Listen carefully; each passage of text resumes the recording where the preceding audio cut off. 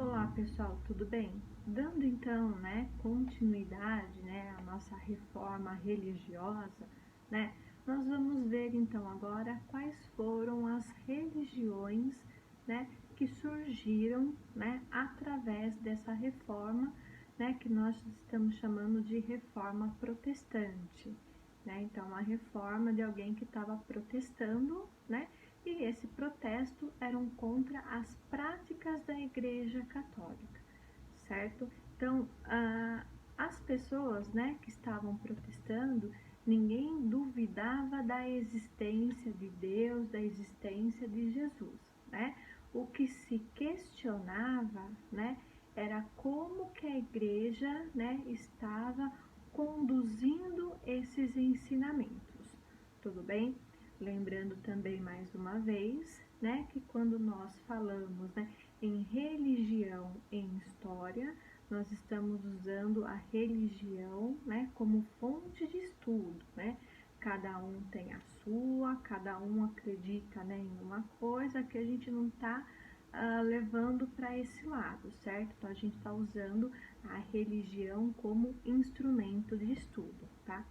Para essa aula, pessoal, nós vamos utilizar, as páginas 98 a 103 do livro, tá? Então, vocês, antes de continuar a ver o vídeo, da explicação, vocês vão ler essas páginas no livro e o que tiver de atividades e questões, entre a página, 98 e 103, vai estar lá na plataforma para vocês fazerem, certo?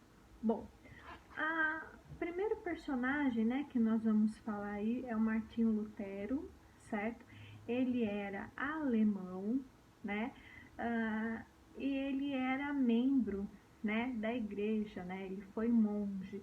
Então, vocês vão perceber que essas pessoas, como nós já falamos, em aulas anteriores, essas pessoas que protestam, são pessoas dentro da própria igreja, certo? Então, pessoal, o Lutero, ele vai protestar, aí contra a igreja. Uma das coisas, que deixa o Lutero, bem revoltado, é a venda das indulgências, a venda aí, do perdão, dos pecados, E ele vai fazer um texto, pessoal. Esse texto ele vai ter, 95 teses que vai criticar, certo? Essa troca, das penitências por dinheiro, essa venda de indulgência, certo? Por conta, dessas 95 teses, ele só não escreve, ele fixa essas teses, na porta lá da igreja na Alemanha, certo? Com isso, o Lutero, ele é excomungado, Quando uma pessoa é excomungada, ela é expulsa, Então, ele foi expulso, da igreja católica, certo? Só que as suas ideias, elas vão se espalhar rapidamente pelos territórios alemães, certo? Os nobres, pessoal, eles ambicionavam, apoderar-se das terras que pertenciam à igreja, certo? Com isso, eles ampliariam, o seu poder, certo? Porque o poder, dessa turma foi abalado aí, com o fim do feudalismo, certo? E os camponeses, também apoiaram o Lutero porque eles queriam aí, escapar das obrigações feudais, Uma dessas obrigações feudais que os camponeses tinham era pagar, o dízimo à igreja, O dízimo, seria 10% do que você ganha, Então, 10% do que se ganhava ia para a igreja, certo? Hoje a Igreja Católica tem essa prática do dízimo? Tem, Mas já não é assim tão rigoroso, os 10%, Na verdade, o dízimo, você dá aquilo que você pode, aquilo que você quer, tudo bem? Bom, voltando então aqui para o Lutero, Então, pessoal, o Lutero foi expulso, ele acaba, sendo apoiado, tanto pelos nobres quanto pelos camponeses, certo? E nós vamos ter aí, né, na Alemanha, né, vários protestos, vários confrontos, certo? A coisa só vai dar uma acalmada quando a gente vai ter a assinatura de um acordo de paz, tá? Que nós vamos chamar aí de Paz de Augsburgo, tudo bem? A partir, pessoal, desse momento, né, da assinatura desse tratado, né, os príncipes alemães, nesse momento, a Alemanha ainda não é um país unificado, né, do jeito que nós conhecemos hoje, né? Então, a partir desse momento, né, os príncipes alemães, eles vão poder escolher a religião que eles vão seguir, certo? A religião, né, que esse príncipe escolhesse seguir, né, seria a religião, né, que quem morasse ali no seu reino seguiria também, tudo bem? Aí, pessoal, né, com esse tratado, né, com essa liberdade de escolha, né, que os príncipes alemães vão ter, né, nós vamos ter aí um triunfo do luteranismo, certo? Em cima aí, né, do Sacro Império, né, em cima aí, né, da Igreja Católica, tudo bem? Pessoal, então qual que era aí, né, a doutrina luterana, certo?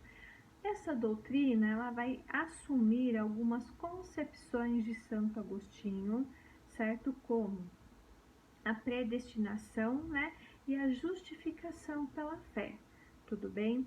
Para os luteranos, pessoal, a Bíblia, ela era a base da religião, certo? Então, o culto, né, ele devia reduzir-se à leitura e ao comentário dessas escrituras, já que a Bíblia vai ser a base, tudo bem? Bom, o que vai ser então, pessoal, mantido aí, né, da religião, né, católica para o luteranismo, tá? O que vai ser transmitido, né, vai ser aí, né, as passagens do Novo Testamento, certo? Então, os luteranos, né, eles vão reconhecer somente dois sacramentos que existem na Igreja Católica: o batismo e a Eucaristia, certo? Nessas igrejas protestantes, pessoal, nós não vamos ter aí o culto à imagem, certo? E também nós não vamos ter aí a existência do purgatório, certo? O purgatório, né, é aquele lugar depois que a pessoa, né, morre, né, onde ela fica aí esperando, né, o seu julgamento, né, se ela vai para o céu ou para o inferno. Então, é um lugar que ela fica aguardando, tudo bem? Os cultos, pessoal, da igreja luterana, né, vai ser praticado em língua nacional. Então, se está em território alemão, os cultos vão ser em alemão, certo? Antes, esses cultos, eles eram em latim. Então, né, provavelmente nem todo mundo, né, conseguia, né, entender essa pregação, certo? Os pastores, pessoal, né, da doutrina aqui luterana, né, eles tinham que ter participação ativa na sociedade, certo? E nessa participação ativa, né, esses ministros, né, esses pastores, eles podiam casar, podiam constituir família, né? Coisa que na Igreja Católica, né, um padre ele não pode casar e ter filhos. Aqui eles podiam, né? Porque se esses ministros, né, se esses pastores, eles tinham que ter vida ativa, né, na sociedade, como que um pastor, na visão, né, de Lutero, vai, por exemplo, né, dar conselhos, né, a uma família, né, a um pai, a uma mãe, né, do que fazer com o seu filho se ele não tem essa experiência, tá? Então, essa é uma das diferenças, né, que nós vamos ter, né, com a Igreja Católica, tudo bem?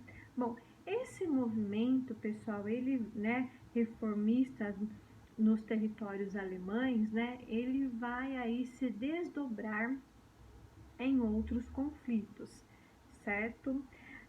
E num desses conflitos, né, já que Lutero, né, contava com o apoio dos nobres, ele vai acusar, né, os anabatistas, né, que era um grupo aí, né, radical, de incentivar os nobres, né, a reprimir o movimento, o que vai causar aí a morte de centenas de camponeses, certo?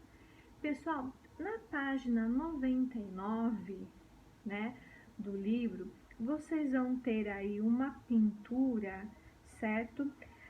Representando aí, né, o Lutero, e vocês vão fazer uma atividade em cima dessa obra, tá? Uma dica que eu já vou dar para vocês é que essa obra ela foi pintada em 1545, certo? Um ano antes da morte de Lutero. Por que eu estou dando essa dica? Porque a primeira pergunta que vocês vão responder é se essa obra ela é contemporânea a Lutero, tá? Quando a gente fala, né, contemporânea a, no caso uma pessoa, que no caso a Lutero, né, é que a gente tá falando assim que é contemporânea, é ao mesmo tempo, tudo bem? Então tá aí a dica, tá? As questões que vocês vão fazer para analisar vai estar lá na plataforma, certo? E depois a próxima atividade, né, vai ser em cima das 95 teses defendidas pelo Lutero, né? E essas 95 teses, né, que vão dar aí, né, origem à sua religião, à excomunhão, né, da Igreja Católica. Tudo bem? Bom, outra religião, pessoal, que vai surgir aí, né, com a reforma protestante, vai ser o calvinismo, certo? O João Calvino, né, é francês, né? E ele vai inspirar, né, o calvinismo nas ideias do luteranismo, certo? E ele vai publicar lá em 1536 os fundamentos do seu pensamento, certo? O Calvino, pessoal, ele também vai criticar o rei francês, certo? Também vai ser perseguido, certo? Os luteranos também, né? A gente não falou aqui, mas eles também vão ser perseguidos, né? Pela Igreja Católica, certo? E no caso aqui do Calvino, como ele vai criticar o rei francês, ele vai ser perseguido, ele vai ser expulso da França, tá? Pessoal, essas pessoas que estavam protestando, né, contra a Igreja Católica, né, ela vai ganhando aí, né, adeptos. Então essas pessoas, né, que deixam, né, a Igreja Católica de lado, né, e começa a seguir o Lutero, o Calvino, elas também vão ser perseguidas, certo?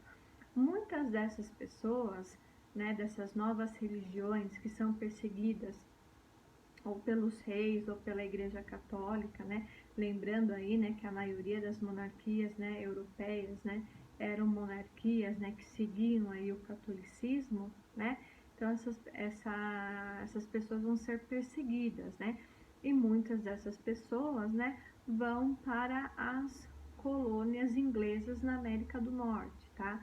O que seria hoje os Estados Unidos, tudo bem? Bom, voltando aqui então para o calvinismo, certo?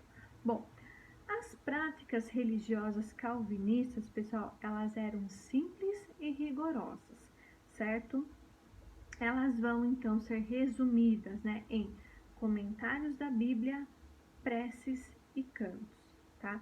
O calvinismo também, né, eles não vão cultuar, né, imagens, certo? E também só vão aceitar, né, o sacramento da Eucaristia e do batismo, tudo bem? Bom, os pastores, pessoal, os ministros aqui, né, calvinistas, né, os ministros, as pessoas, né, que conduziam aí o culto, eles não eram considerados né, intermediário entre Deus e os humanos, tá? Simplesmente eles eram considerados encarregados da pregação e das preces, tudo bem? Para o calvinismo, pessoal, o sucesso econômico, né, que a pessoa vai ter é uma coisa predestinada, né? Então, o indivíduo, por exemplo, já nascia predestinado àquilo, tudo bem? Então, né, vai ter aí, né, muitos mercadores, banqueiros, né, e artesãos, né, que, né, possuíam aí, né, um certo poder financeiro, né? Então essas pessoas, né, eram vistas como pessoas que foram escolhidas para a salvação eterna, certo? E o que a miséria seria para os calvinistas, né? A miséria, pessoal, ela seria a demonstração concreta dos males e dos pecados humanos, e ela deveria ser combatida, certo? Então, no calvinismo, né, quem não alcançava aí, né, o sucesso econômico era marginalizado, tudo bem? No calvinismo, né, eles reconheciam e exaltavam tanto o lucro quanto o trabalho, tá? Então, por isso, né, o calvinismo, né, vai ter um rápido acolhimento, né, das camadas burguesas europeias, tá? Então, aqui no calvinismo, né, o que é importante também, né, é o sucesso econômico. Tudo bem? Bom, como que vai ser então aí o calvinismo na Europa, né? Lá na Inglaterra, os calvinistas, eles foram chamados, né, de puritanos, né? E na França, né, de huguenotes. Em outros países europeus, né, como Holanda e Dinamarca, né, os calvinistas vão ganhar muitos adeptos, certo? Confirmando aí, né, o sucesso, né, dessa doutrina diante do interesse no progresso econômico capitalista, certo? Na formação aí, né, do lucro. Tudo bem? Bom, na Inglaterra, pessoal, nós vamos ter também a reforma religiosa, mas diferente do que aconteceu na Alemanha e na França, essa reforma ela não vai ser feita, né, por um religioso, né? Esse movimento da reforma na Inglaterra, ela vai ser iniciada pelo próprio rei, né, o rei Henrique VIII. Tudo bem? Bom, o rei Henrique VIII, pessoal, né, ele era casado, só que a sua esposa não dava, né, um filho homem, certo? E aí o rei Henrique VIII, né, tinha uma amante, só que ele não podia ter um filho homem dessa amante, certo? Porque senão esse filho não seria, né, um herdeiro legítimo, né? Seria um bastardo e não poderia, né, assumir o trono, certo? O rei ele não conseguia, né, a anulação do seu casamento, né, com a Catarina de Aragão, certo? Por questões aí, né, bem religiosas, certo? O rei, pessoal, né, ele tinha aí interesse, né, em se apoderar das terras da igreja, né? Lembra que a igreja é uma instituição muito importante, muito rica, né? Possuía muitas terras, né? E isso aí acabava, né, incomodando os reis, certo? Se o rei, né, conseguisse as terras da igreja católica, né, a igreja católica, né, ia perder influência aí no território inglês, certo? Só que essa coisa, né, do rei, né, fazer um movimento para uma nova religião acabou sendo uma questão mais pessoal, certo, do que política, certo? Então, já que ele não conseguia a anulação do seu casamento, o que ele faz? Ele funda uma nova, né, religião, certo? A religião aí, né, anglicana, certo? E aí ele casa, né, com a sua amante, né? Só que dessa união nasce uma filha, tudo bem? Que vai ser aí, né, a Elizabeth I, tá? A religião anglicana, pessoal, fundada, né, pelo Henrique VIII, né, ela vai se consolidar como religião oficial, né, da Inglaterra, da família real, né, e como religião aí, né, da doutrina protestante com a Elizabeth I, tudo bem? Bom, a igreja anglicana, pessoal, ela vai incorporar, né, alguns princípios do calvinismo, né, como a justificação da fé, né, a valorização da pregação e a negação da autoridade papal, tá? Então, nesses lugares, né, em que se tem uma nova religião, certo? O Papa já não tinha tanto poder, tá? Uma coisa, pessoal, que a gente também tem que entender, não é porque na Alemanha, na França e na Inglaterra nós vamos ter novas religiões que vai, que vai deixar de ter católicos, tudo bem? Continua, só que a Igreja Católica ela vai perdendo fiéis para essas novas religiões, certo? E se vai perdendo fiéis, né, e se vão surgindo novas religiões, o Papa também vai perdendo poder, certo? Porque o Papa não vai poder interferir nessas novas religiões, certo? Entre aspas, o Papa manda na Igreja Católica e não nessas religiões protestantes que estavam surgindo. Tudo bem? Bom, os cultos, pessoal, da religião anglicana também era em língua inglesa, tá? Não era rezada em latim, certo? Então, rezando, né, na língua, né, do próprio local, as pessoas começam a entender melhor esses cultos. Tudo bem? Bom, pelos protestantes, pessoal, então nós vamos ter aí um desenvolvimento do capitalismo. O desenvolvimento do capitalismo, né, ele vai ser aí favorecido, né, já que essas novas religiões não condenam o lucro, né, como a Igreja Católica, certo? As igrejas, pessoal, geradas, né, por esse movimento protestante, reúne milhões de fiéis no mundo inteiro, certo? E foi base, né, para as igrejas evangélicas, né, que existem no Brasil hoje. Tudo bem? A gente se vê na próxima aula.